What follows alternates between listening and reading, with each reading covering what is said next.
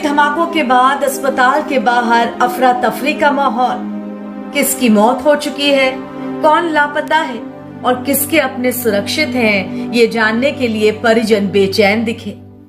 एक बार फिर से दहल उठी दिल्ली। देश की राजधानी एक बार फिर दहल उठी। 10 तारीख को जब शाम को आतंकी हमला हुआ, लाल किले पर हुआ, जिसको लेकर के देश की राजधानी दिल्ली से लेकर के उत्तर प्रदेश की राजधानी लखनऊ तक दहल गई। नमस्कार, मैं अर्चना और आप देख रहे हैं हंगामा टाइम्स। हंगामा टाइम्स जिस तरह से आपको दिखाता है कि लखनऊ की कुछ खास शख्सियतों से खास बातचीत करता है कुछ विशेष मुद्दों को लेके, लेकिन आज सबसे बड़ा मुद्दा है आखिर कब थमेगा आतंकी माहौल, कब थमेगा।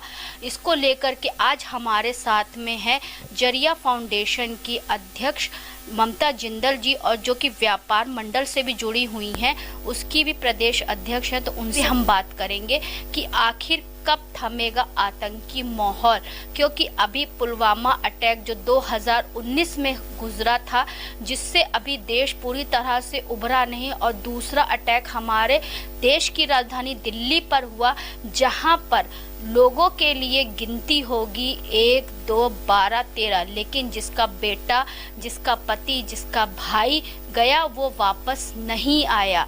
उनके परखच्चे उड़ गए, लोगों को उनकी बॉडी भी देखने को नहीं मिली, पहचान तक भी जो है मुश्किल हो गई थी, नामुमकिन हो गई थी कि कौन मेरा बेटा है, कौन मेरा भाई है, कौन मेरा पति है। किस तरह से पूरी दिल्ली के साथ साथ में पूरा देश एक ही सवाल पूछ रहा, आखिर कब थमेगा ये आतंकी माहौल। तो ममता जी हमारे साथ में। ममता जी, आपका बहुत बहुत स्वागत है। आज के गंभीर मामले पे हम आपसे बातचीत करने के लिए आए हैं। आखिर कब थमेगा ये आतंकी माहौल? अर्चना जी नमस्कार, बहुत बहुत धन्यवाद। हंगामा टाइम्स ने इतनी बड़ी बात उठाई है, और ये उठाई ही नहीं है, हम आपसे फिर एक बात कहेंगे, ऐसा क्यों?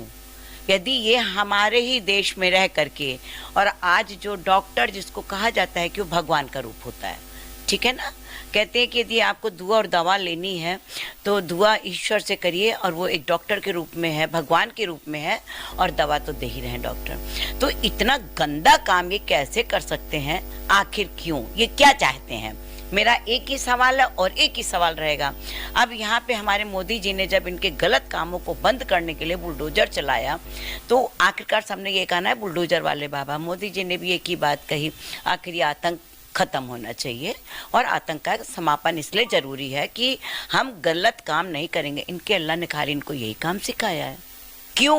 क्या चाहते हैं ये? एक बार बोले तो सही। लेकिन जब मुस्लिम से कुछ सवाल पूछे जाते हैं तो मुस्लिम एक ही चीज कहता है कि आतंक का कोई धर्म नहीं होता, आतंक का कोई मजहब नहीं होता, सिर्फ आतंकवादी मुस्लिम नहीं होता। लेकिन यहाँ पे 2 डॉक्टर, एक डॉक्टर उमर और एक डॉक्टर शाहीन, जो कि लखनऊ की हैं, उनके पिता, उनके भाई से ही पूछताछ करी जा रही है।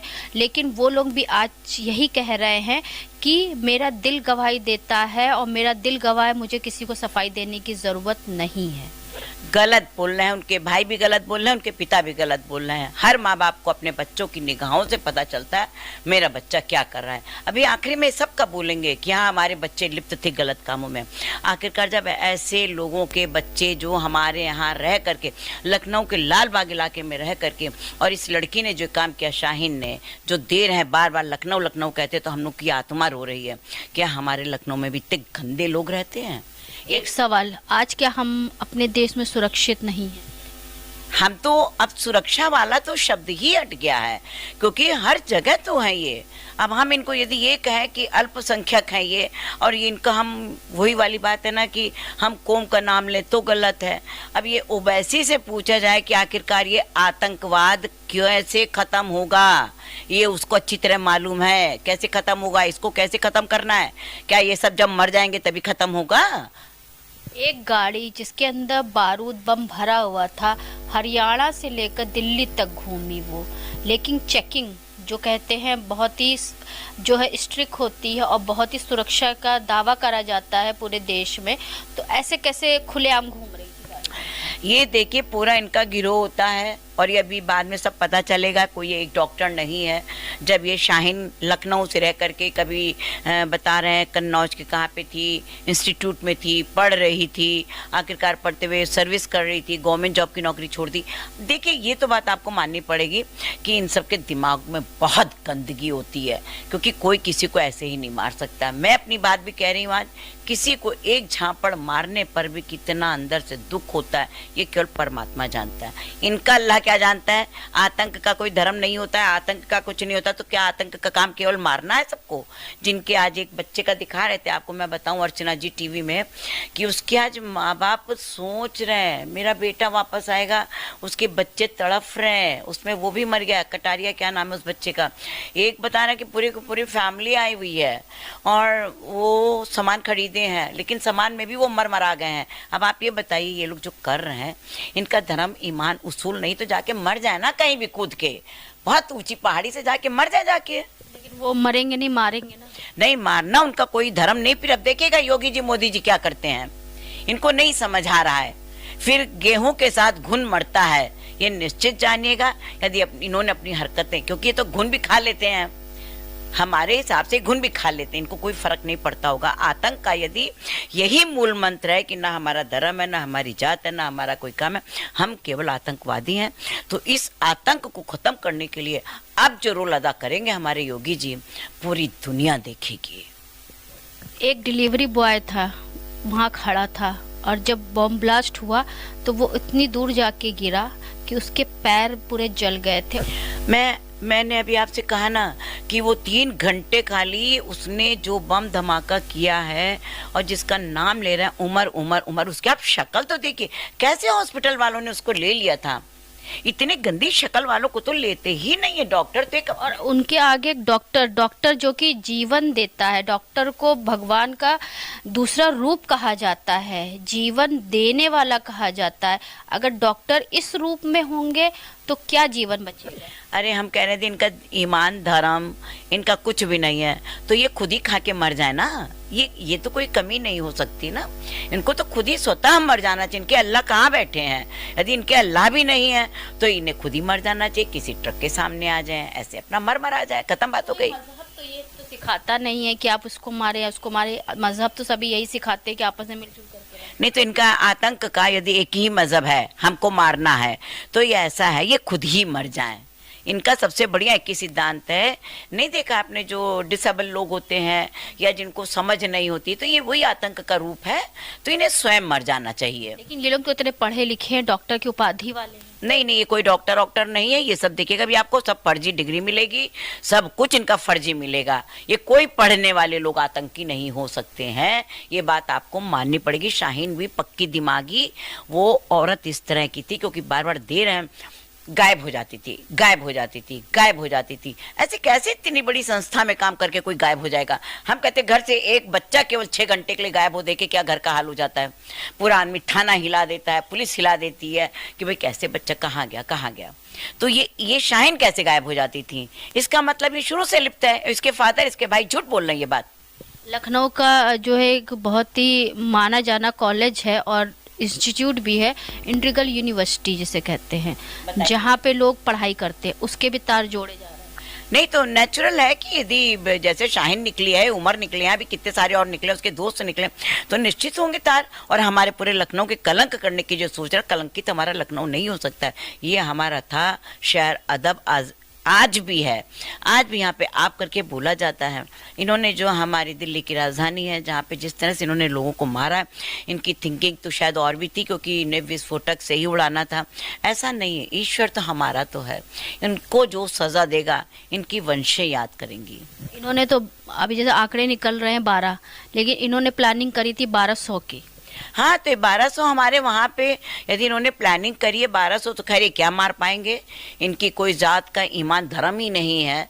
इनका जब आतंकियों का इन्होंने इतनी बड़ी बात खुद ही कह दी है कि हमारा कुछ कोई धर्म नहीं है, ईमान नहीं है, तो ऐसे लोगों को हम तो एक ही आग्रह करेंगे, ये इन सिरफिरों को, शाहीन साथ में, इनको तो वैसे ही मार देना चाहिए भाई। इनको रोकते किस लिए हैं? जब इनके दिमाग नहीं दूसरों को मारने के लिए आ रहे हैं, सीधे एसटीएफ के लोगों को लगाइए, इनको खत्म कर दीजिए। लाल बाग, डाली बाग, सब कनेक्शन जुड़ रहा है। लाल बाग जोड़े या डालीबाग जोड़े, देखिए जब इनके आतंकियों का कोई भी सोच नहीं है, इनकी सोच ही खत्म हो चुकी है। जहाँ से सोच से हम लोग जिंदा होते हैं, जन्म लेते हैं और जिंदा होते हैं, इनकी सोच ही खत्म हो चुकी। तो इस आतंकवाद को खत्म करने के लिए हमारे योगी जी और मोदी जी और राजनाथ सिंह जी सभी इतने समझदार हैं और इतने सही हैं कि इनको समझ आएगा कभी जीवन में कोई आतंकवाद शब्द भी था। मिशन मोदी से भी आप जुड़ी हुई हैं, जिसमें आपका राष्ट्रीय पद है। हमारा मिशन मोदी अगेन पीएम में मैं प्रभारी हूँ और आज मैं आपसे बता रही हूँ कि इतना 2 दिन से मन इतना दुखी है कि जो ख़त्म हो गए हैं, हम लोग तो बस यही कहेंगे कि वो हमारे शहीद हुए हैं बच्चे और उनके माँ बाप तो किस तरह बिलख बिलख के रो रहे हैं। और यदि अब इन्होंने लाल किले को ध्वस्त करने की सोची तो लाल किला तो खैर क्या ध्वस्त कर पाएंगे, अब इनको स्वयं ही देखिएगा इनको क्या अपनी सज़ा मिलती करने की। तो उत्तर प्रदेश के जो मुखिया हैं हमारे योगी आदित्यनाथ जी, तो उनसे क्या अपील करना चाहिए? हम अपने माननीय आदरणीय योगी नाथ जी से एक ही आग्रह करेंगे कि योगी बाबा, आपका तो नाम बुलडोजर बाबा रखा गया था, अब और भी इससे कोई यदि बढ़ चढ़ के नाम हो, जैसे पहलगाम में हुआ था तो एक ऑपरेशन सिंदूर रखा गया था, अब इनको ख़त्म करने के लिए, क्योंकि कहीं पर भी जब बच्चे मरते हैं तो एक माँ बाप पे क्या बीतती है। इनके माँ बापों ने कहा है ना कि हम नहीं जानते थे हमारे बच्चे क्या कर रहे हैं। तो साहब, किसी को नहीं मालूम होगा कि बच्चों को आंख से माँ बाप पहचान जाते हैं कि मेरी औलाद क्या कर रही है, और निश्चित है इनके सबको पता होगा, इनके रिश्तेदारों को पता होगा। तार जोड़ने की बात चली रही है, अभी सब आगे आगे आपको पता चल जाएगा। पहलगाम में जो आतंकी हमला हुआ था तो पाकिस्तान ने किया था, तो पाकिस्तान में घुस के मारा गया था, लेकिन यहाँ तो हमारे देश में खुद ही आतंकी घुसे हुए हैं, तो इनको कैसे मारा जाएगा? इनको इन्हीं की चाल से मारा जाएगा वहाँ पे, क्योंकि हमें लोग के ही नकाब में है ये लोग घूम रहे हैं। ये हमारे नकाब में नहीं घूम रहे, इनकी शक्लें आप देखिए, इनकी शक्ल किसी भी सनातन से मिल रही है। इनकी आंखों में देखिए, इनकी मतलब अब क्या बोले आपसे, आतंकियों की दाढ़ी देखिए, शक्ल देखिए, आंख देखिए, शायद जो मरीज जाता होगा कैसे जाता होगा इनके पास, इन्हीं के जैसे आतंकी लोग जाते होंगे, ये आप मान जाओ कहना, क्योंकि ये लोग अपना पूरा संगठन बना के काम करते हैं। गंदगी जो इन्हें करनी है, बम फैलाना है, बम से उड़ाना है, तो ये इनकी फितरत होगी।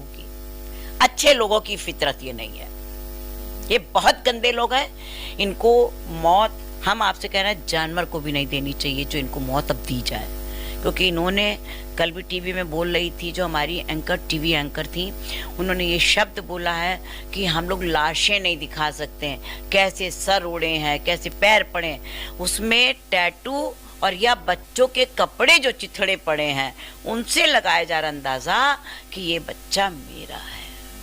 अब एक कितनी दर्दनाक हादसा है ये मतलब मैं कह सकती हूँ कि पहलगाम में उन्होंने कहा कि जाके मोदी जी से कहिएगा कि हमने तुम्हारा सिंदूर उजाड़ दिया।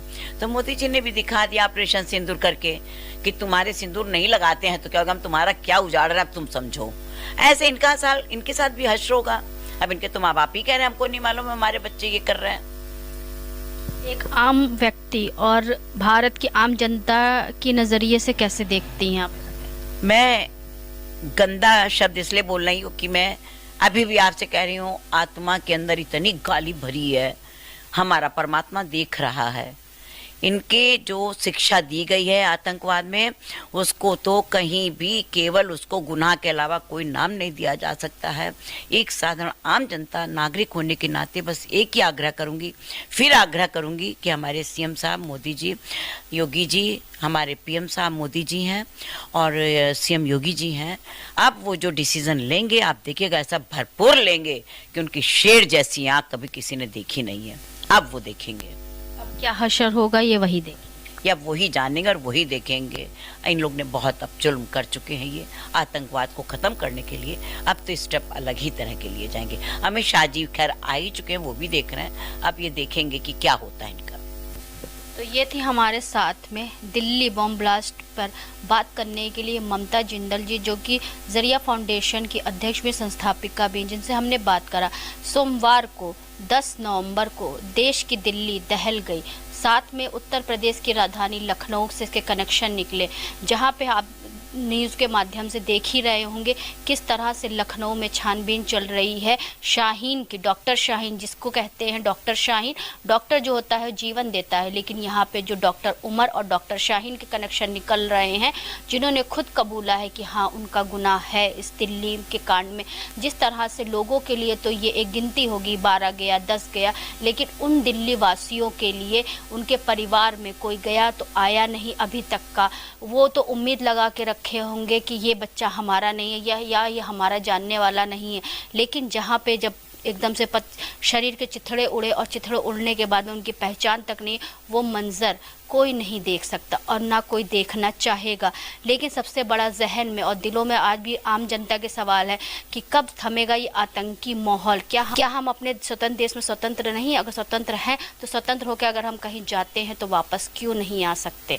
तो ऐसे ही सवालों के साथ में, कई सवालों के साथ में हम आपको लखनऊ की कुछ और खास शख्सियतों से खास बातचीत करेंगे दिल्ली दहल गई को लेकर के, क्योंकि देश का दिल है दिल्ली और देश की राजधानी है दिल्ली। दिल्ली के लाल किले पर जब इतना बड़ा हमला हुआ तो क्या है सुरक्षा का मामला? बहुत सारे सवाल है जिसको लेकर के आज आम जनता सरकार से और पुलिस प्रशासन से सवाल कर रहा है, क्या हम सुरक्षित हैं कि नहीं हैं? तो इसी के साथ मैं अर्चना आपसे जानना चाहूँगी। धन्यवाद, बने रहिएगा हंगामा टाइम न्यूज़ चैनल के साथ। हंगामा टाइम्स की तमाम खबरों को देखने के लिए हंगामा टाइम्स को सब्सक्राइब कर लीजिए और बेल आइकन दबा लीजिए। अगर आपको ये वीडियो अच्छा लगा हो तो लाइक बटन प्रेस कर अपनी प्रतिक्रिया हमारे कमेंट बॉक्स में देना मत भूलें।